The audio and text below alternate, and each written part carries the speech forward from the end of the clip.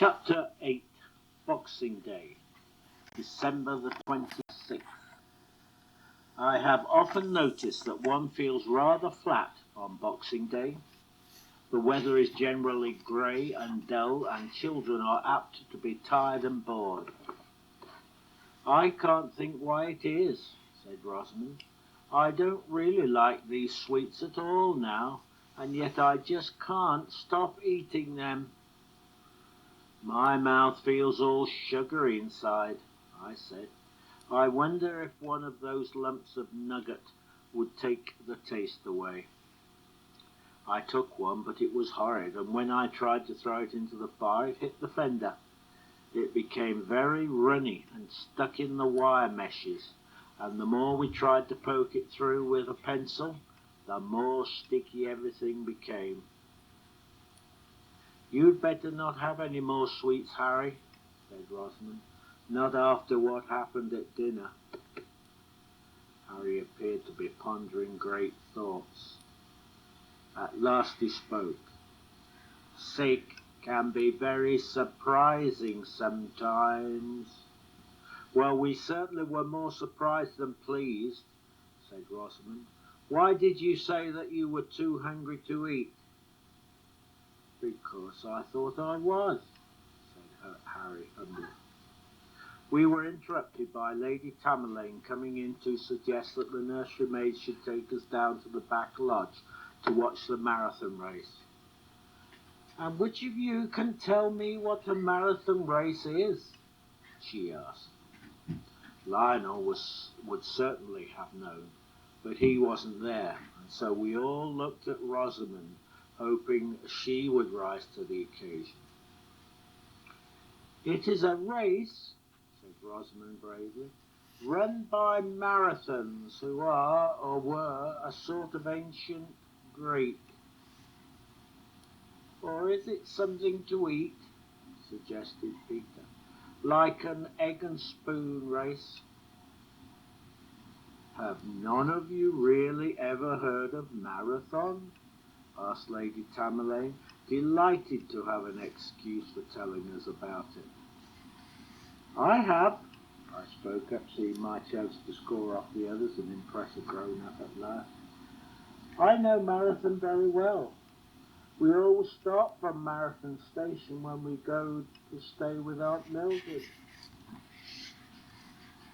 Marylebone Station, I expect, Lady Tamerlane, not, alas, impressed.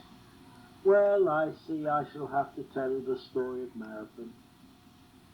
This roused Betty. She came out from under the sofa and stood in front of her grandmamma. Are there any fairies in it? She asked suspiciously. Because if there are, it's not true. There are no fairies in the story of Marathon, said Lady Tamerlane. That's a blooming good thing, said Betty. Lady Tamerlane looked as if she would like to criticise this remark, but changed her mind and began. Marathon was one of the decisive battles of the world. Which are the other ones? Harry asked. I will tell you that later, said his grandmother, who was never at a loss for an answer, and who had plenty of encyclopedias downstairs. Or better still, you children might all make lists of decisive battles. Go on, Grandmamma, said Peggy quickly. Well, Greece was in dire peril. It was being invaded by the mighty armies of the Persians who were coming by way of the plain of Marathon between the mountains and the sea. The mountains look on Marathon, and Marathon looks on the sea. Exactly how far is Marathon from Navarino? Asked Harry. The Battle of Marathon and the Battle of Navarino are separated by over 2,000 years, said Lady Tamerlane, who, as I said before, was never at a loss for an answer, and had had plenty of practice with children. Although the Persians far outnumbered the Greeks it was who conquered. They rushed down upon the Persians and won a great victory. Then the question arose, who should carry the great tidings to Athens? And the choice fell on Phidippides, a swift runner who had already run to Sparta and back, and had also fought bravely in the battle. What a funny person to choose, said Peggy, who did not much care for history, but thought that somebody ought to say something. Lady Tamerlane gave a quick glance at Betty, who was standing there glowering. Although it is strictly true that bit when Phidippides has a talk with the great god Pan, Lady Tamerlane was not at all sure that Betty would approve of the great god Pan, and so decided that there was not really time to mention him, so she went straight on. Phidippides ran swiftly to Athens and told them that the country was safe, and then down he dropped dead. Betty turned away.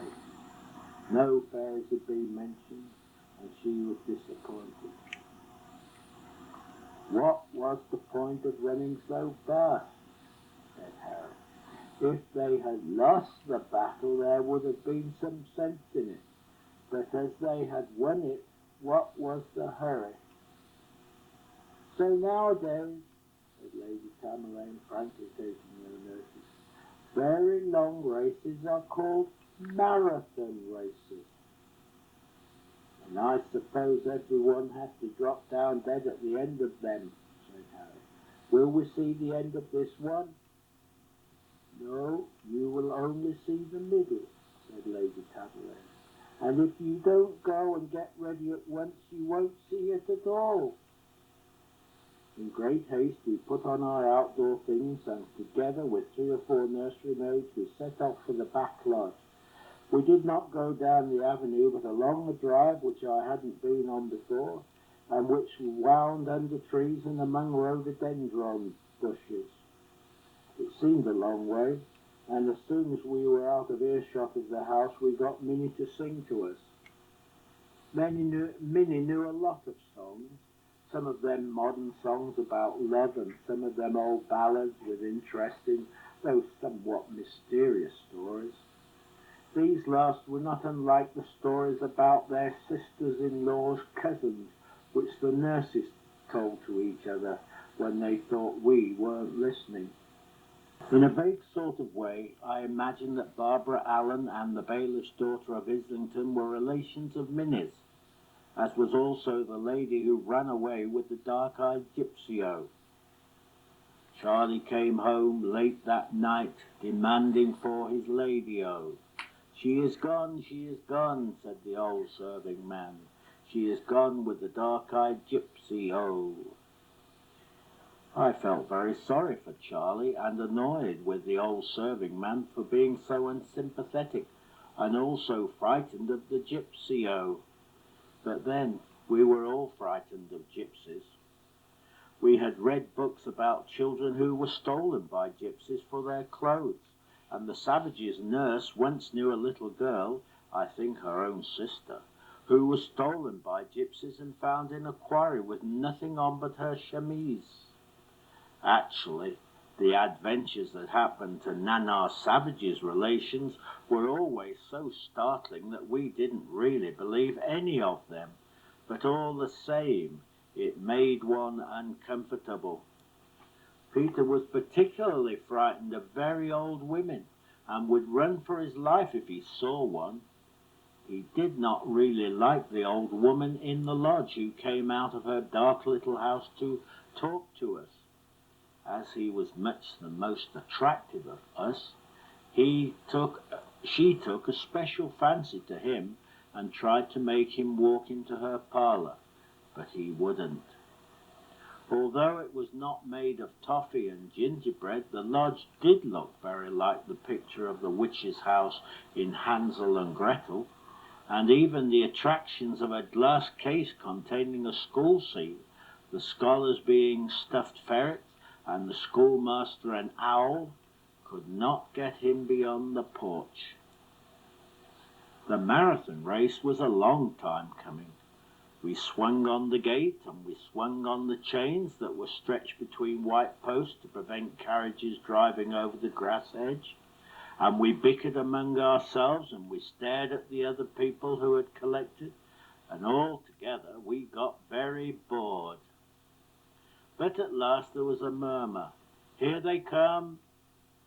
So we lined up at the side of the road, and several men, dressed in white, trotted very slowly past. After they had gone by, another man, panting very hard, appeared. This man wore a striped shirt, which I thought prettier than the white ones, and so I picked him as the winner.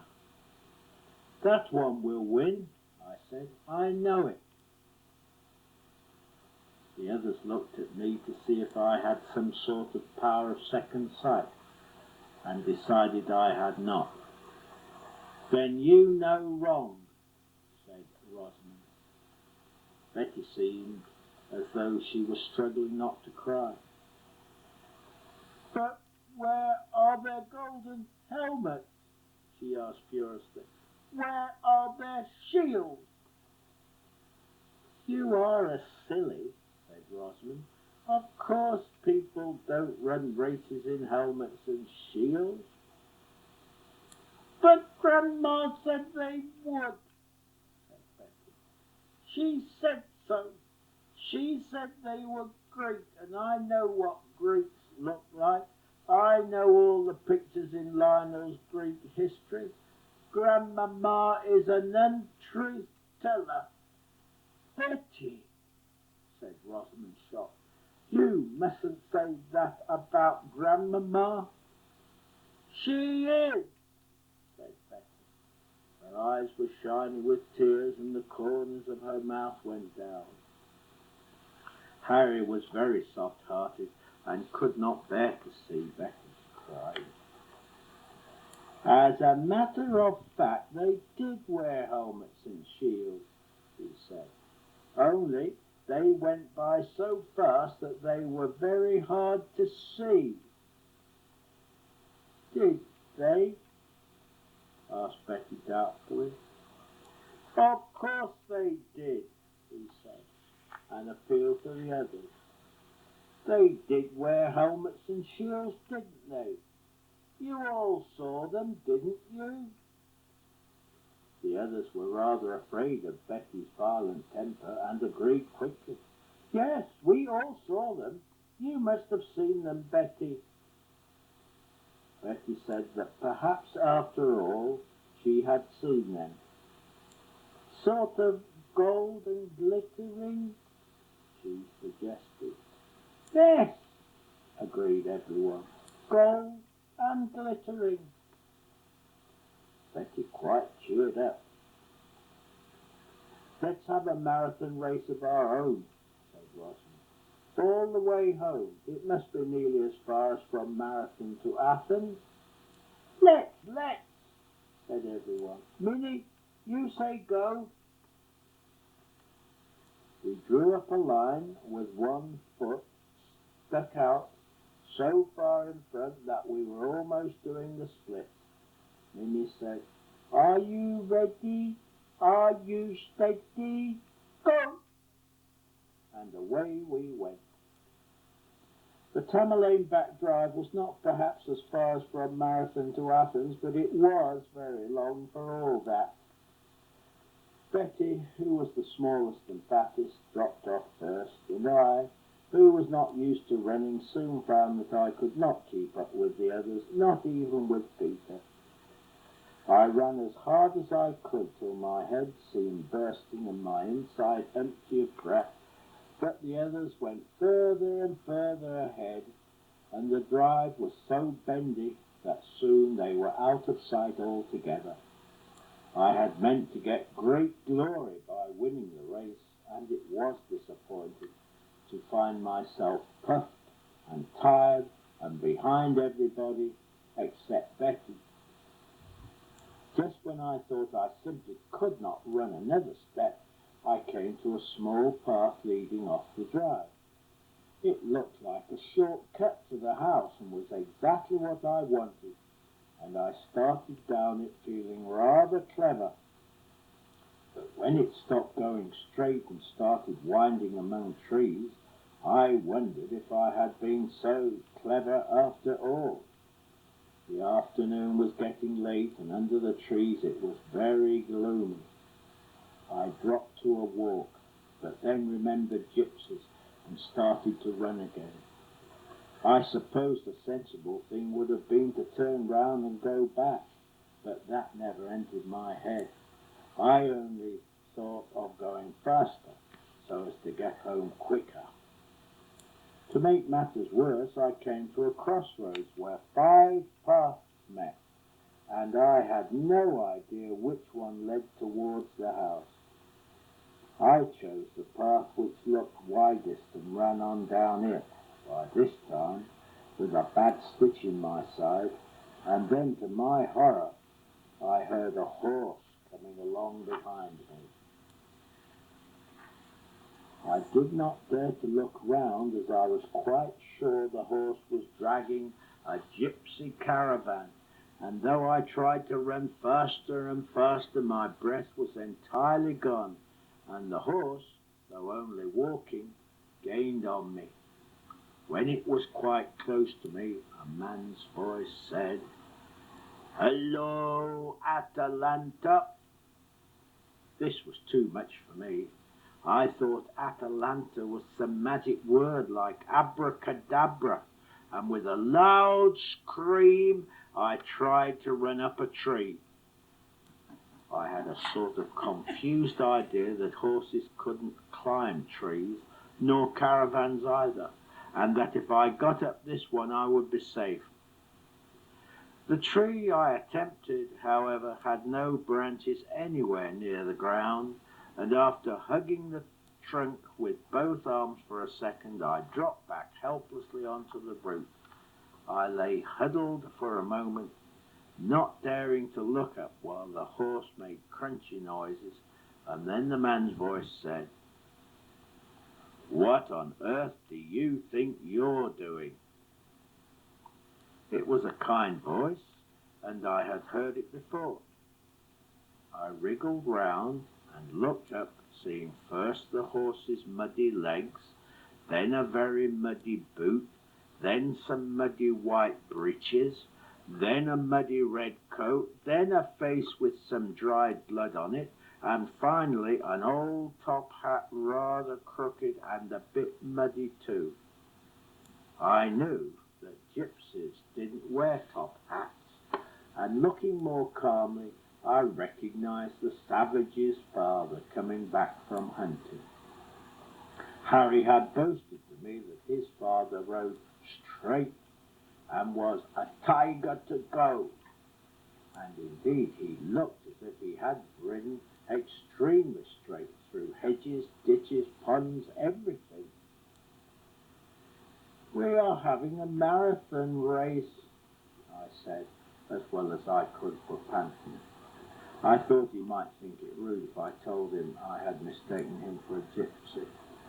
But I seem to be lost. "Well, if you keep straight on, you'll get to the house," he said. "Where's your nurse?" "I don't have a nurse," I said, hurting my dignity. "I haven't had a nurse for years."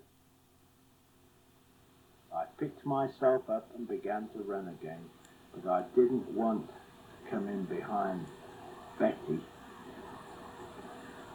But the shortcut had taken me a long way round, and when I reached home there was an anxious crowd of children and nursery maids waiting by the side door.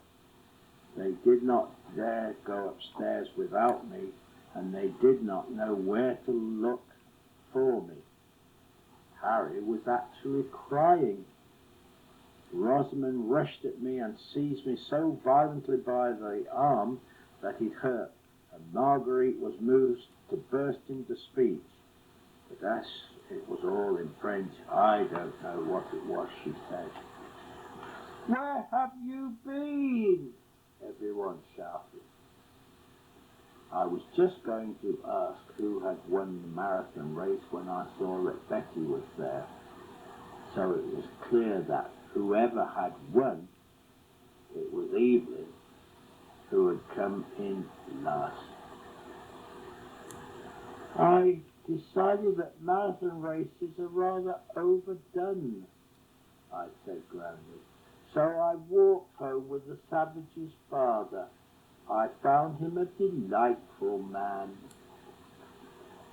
Everyone was silenced by these grown-up remarks. I shook off the hands that still clutched me and, with head in air, stalked up the wooden stairs magnificently, though it is not easy to be magnificent when one is puffing and panting like a bellows.